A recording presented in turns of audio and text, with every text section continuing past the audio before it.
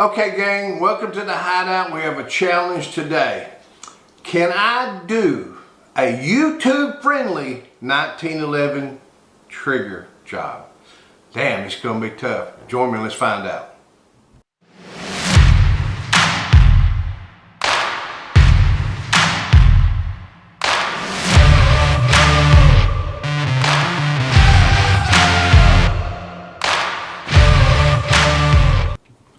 Okay, welcome to the Hideout today, and today we got a big challenge. But first of all, the easy part. Thank you for subscribing. I really do appreciate it. If you have not, please do. Click the little ringy dingy for notifications. See us at sgt1911.com. We got good, crazy, good crap out there, man. Beard oil, other stuff. It's good. Ask people, they'll tell you. All right. I've kind of got pushed around a little bit. I don't like being pushed around, but I've been pushed around by YouTube. Some of my stuff has not met their minimum requirements on occasion, but that's okay. So one of the things I've been wanting to do, because I'm Sergeant 1911, is show you guys how to do a trigger job on a 1911. But doing one YouTube friendly is going to be the difficult part. So I've kind of thought of a way, and I've read their little guidelines, and I'm going to be within their guidelines. I'm going to make absolutely sure I'm within their guidelines, and we're going to do a 1911 trigger job. Why do we want to do a 1911 trigger job? Because 1911s were born to have awesome freaking triggers. They're not plastic. They're not polymer. They are the real, they're a man's gun that needs that perfect touch of steel trigger to go bang, bang, bang, exactly the way you want it. Slick, light, nothing like a good trigger on a good pistol. So before we get started, I'm going to measure the trigger weight. Now, I've done this many times, so I know that this is all okay. I'm going to measure the trigger weight with my trusty gauge here. I'm going to do it a couple times, see what we got. You see me rack it, empty. And I'm going to do it. It's ready. Let me get on there. I know this is going to be a little bit heavy. 5, 5. And I'm going to do it about 3 times. Let's see.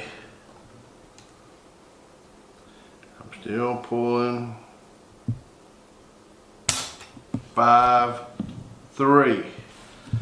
Heavier than I like. Not terrible, not terrible. Heavier than I like. There we go again. Man, come on, baby, break. Ooh, that went 5.11. So I'm gonna say somewhere around 5. Be 5.5 is what we're gonna do. So what we're gonna do, I am going to do this because I'm not allowed to show how to disassemble, reassemble, or make any changes to anything. So what I'm going to do is we're going to go off camera, then I'm going to disassemble, and then I'm going to bring back each piece individually, noting there is no drop-in part, no automatic sear, making sure this is clear, and I'm going to show you how we're going to do this. So what I'm going to do is go bye-bye just for a few seconds, and I'll be back in just a minute.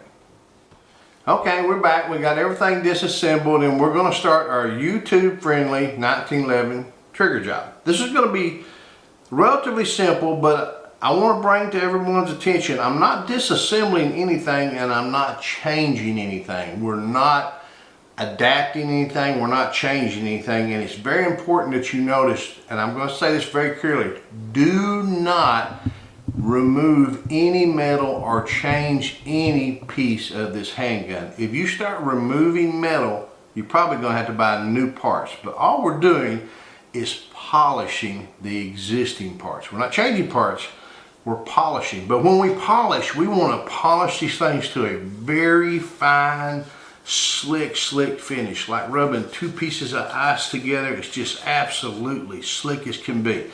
Now, you can do that any number of ways. The best way to do it with me is just fine sandpaper. Just really fine sandpaper.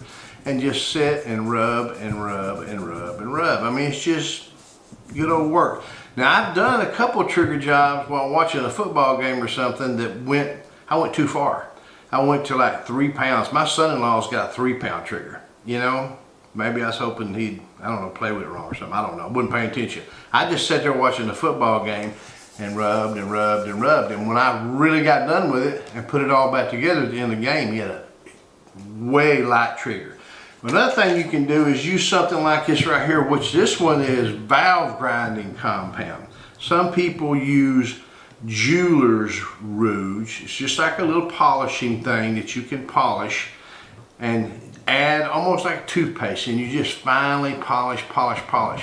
Do not get a freaking Dremel out. Do not remove anything. But here, anyway, so we're going to start. And one of the things we're going to start with is, of course, the trigger. Now I want you to see where I've done a little work on this trigger before. See how shiny it is on the side? You see it's shiny on the side. And it's shiny on the back. But it's still a little spot on the back. Now what you want to do is find you something flat and lay your paper down and just set and polish. But like I said, we don't want to remove things, and we want that to remain flat, so we just rub it and rub it and rub it and rub it and rub it. And then once we rub that, we rub it and rub it and rub it and rub it and rub it. And we just keep polishing until you get tired. And now back here on the back. Now back here on the back where this slanted part is, this is the disconnector. Have a look, see it. Can you see the disconnector? Unless it's going to be hard to see, but I'm trying to do a good job of making it YouTube qualified. See the disconnector? Alright, this flat side of the disconnector is what hits the back of the trigger. This is called the trigger bow. So we want those two pieces when they meet to have a very, very, very slick finish. So it pushes back like this. Alright, is that good? Alright, so now that we polished the trigger to a very, very, very fine polish, and now that means the top here, the sides here, the back here, and the bottom here, everywhere that the metal is going to meet another piece of metal, we polish. The disconnector, this flat piece right here, is what the trigger bow hits, like we talked about a minute ago. You'll see how we polished it kind of flat. And we make sure and do it flat. We want to do it flat so that it maintains its current flat surface. We just don't want any particular knots, gap. We don't want bevels on it. It's got to remain flat, but we want it just slick. Just as slick as we can get it. And of course, the finer the paper and everything, the finer we can get. And I don't know if you can see it. I'm going to try to get it up here. We're getting it really, really slick. See how shiny it is there? Just by rubbing it with sandpaper. The finer the paper, the slicker it gets. The slicker it gets, the lighter your trigger. All right. Then we're going to move on and we're going to do the same thing with the sear. Now this is the original sear. So this is one of YouTube's guideline things here. This is the sear. It's not an automatic sear. It's not a drop-in sear. This is original sear. Now if you look at the sides of it and the shape of it, you see it's kind of shiny. Why is it shiny? Why is that sear shiny? It's because I've taken it with my fine sandpaper and everywhere that it could potentially be rubbing something, I polished it and polished it and polished it and made it slicker and slicker and slicker. Time consuming, slicker and slicker. Now, the sear connects to the hammer. Right back here is where the upper part of this sear connects to our hammer on this little lip right here. You see that right there? Move the camera around. Can you see where this part connects to the hammer, those little lips there? What happens when you pull the trigger, this slides away and it allows the trigger to rock forward, or the hammer to rock forward, hits the firing pin and goes bang. So really what we're trying to do is get this edge of this right here to slip off these little edge right there really easy. And here's where you got to be careful. You have to be really careful and do not remove any material from here or here, because then it won't engage at all. It could be that it's too rounded or slick and the hammer will not stay in a cock position. It'll only come back here to like a half cock. You can pull the hammer back and it will not cock. It won't stay cocked. What we're trying to do is get that trigger to really gently slip off of these lips right there. Now let me make sure you're getting it. Can you see what we're doing right there? This part right here, this part of the sear connects with this part of the hammer.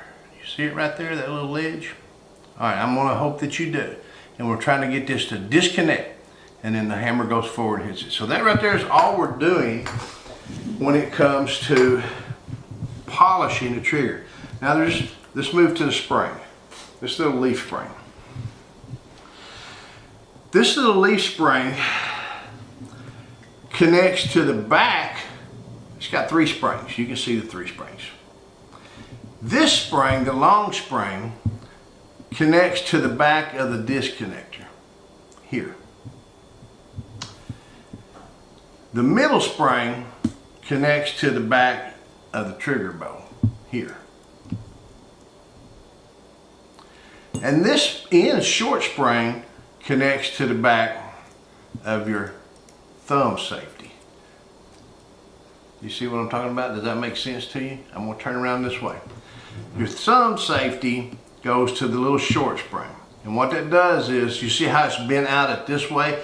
It holds your thumb safety out like this into a safe position. When you grab the pistol, it swings it to, it pushes this spring in. And then from this direction, the trigger bow, you got the trigger bow on the middle spring, and you got the disconnector on this spring. Now I'm going to try to hold this up so you'll see. I have the disconnector and the sear. They go together like this. Alright, now this spring rests on this part, being this little part right down here, the back side of the disconnector. And your hammer or your bow, your trigger's like this on the front side. Does that make sense? I hope it makes sense. If it not, ask me some questions and I'll go through it again. So really all we're doing is a couple of things. All of these moving parts, we're really polishing them to a very slick thing. The only other thing you can do is take the fingers of this spring. You can bend them into certain positions. And then you're going to need to take your sandpaper and only polish it up on the very edges so there's not a sharp corner. I hope that's making sense to you. Like on this spring right here, on the very end of it, there's going to be a sharp edge. We just want to take that edge off of it and just make it so that it's kind of slick. Just a little bit of this. Just a little bit of this, so when it hits the back of the disconnector, right down here, they hit very smoothly. So that this spring here is not digging into the back of this polished material. It's very smoothly pushing against it. There's no sharp edge on this spring, just jabbing it. Just jabbing it. It's just barely, it's just slipping on it. Not jabbing into it and raking it, but just slipping on it. Just kind of slipping. So kind of picture your disconnector of the spring. This spring is rested on it. It's not jabbing into it, causing it to dig into the metal. What it's doing is just got pressure resisted on it, so when it slides up. So when that disconnector slides up, it lets the sear move and the trigger comes forward. I don't know if I'm helped any or not. I'm trying to help you guys learn a little bit of what I've done in a YouTube friendly manner, but here's the bottom line.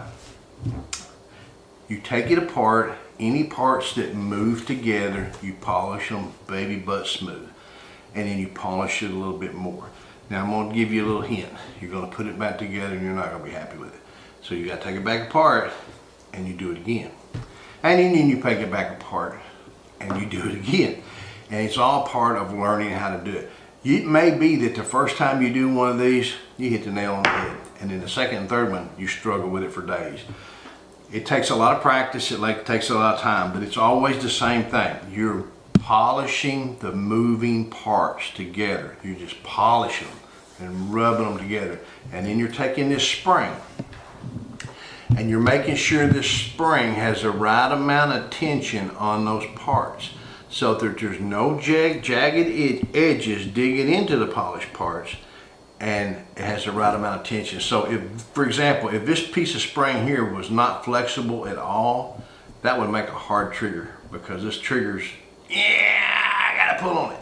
So you gotta get this in the right place. So that's basically it in a nutshell. Now what I'm gonna do is I'm gonna sit here and polish a few pieces. And you know, like you said, I'm not polishing it. I've polished this before, and I polish it, and I polish it, and I polish it. And I rub it together, and I do it again, and then I put it together and try it again. But now, while I've got this pistol part, I'm gonna bring some other attention to you. Here's a little piece that just fell out. This is because this is part of the firing pin block on a Series 80 1911. Now, in my experience, a Series 80 1911 is a little bit more difficult to do because we've got an extra part. But all we gotta do is polish one more part. So we just polish it and polish it and polish it. And like I said, guys, all the moving parts that run together just make them slicker and slicker. Now there is some parts out there by some custom manufacturers that will allow drop in, but notice in this video, we are not dropping in, we're not modifying anything, we're just simply doing a very good cleaning job on our 1911. So give me a minute to put it back together, and we'll see where we're at on the trigger after doing a little bit of sanding. Okay, we're back with our YouTube friendly trigger job, and alakazam, magic. We're all reassembled again. Didn't show you how to do squat. What I'm gonna do first is go through the safety check. Empty, safety is on, it does not fire. Turn the safety off. Remove my hand from the safety, it does not fire. Put my fingers back on the safety, it does fire. So the gun does function right. Now, let's do a trigger pull. Now, you guys remember, polish, polish, polish, polish, polish. And like I said, don't remove anything, because if you remove anything, you've messed it up. And the trick to this is polish it, and this works frustrating. Polish it, put it back together. Do not check your trigger with a slide off. The slide needs to be on the gun when you do this, okay? So really, if you take the slide off, your trigger may pull at 3 pounds. You put it back on, it's still gonna pull at 6 pounds. So you need to check your trigger with a slide off because of the disconnector. So here we go. We're gonna try it a couple times. If it doesn't work, what I have to do is pull it apart and do it again. So let's start pulling. 411. Now, if you'll remember a while ago, we were at 5.3, 5.5, and 5.11. So we're a pound under right there in just a few minutes time. So let's just try it again. We may be better, we may be worse. You know, I have done them and went the wrong way. 3.15, right there. So I think that's good enough to show you that, you know, with nothing more than the radio and a ball game on and some really fine sandpaper, you can do an excellent trigger job all yourself. Now remember, guys, this one's YouTube friendly. If you have any problems, contact me through the email. Go to sgt1911.com. Down at the bottom, you got contact information. You can email me at supply@sgt1911.com, and I'll be happy to converse there with you out of the YouTube atmosphere. So until we get to shoot again, shoot safe, shoot straight. Hooah.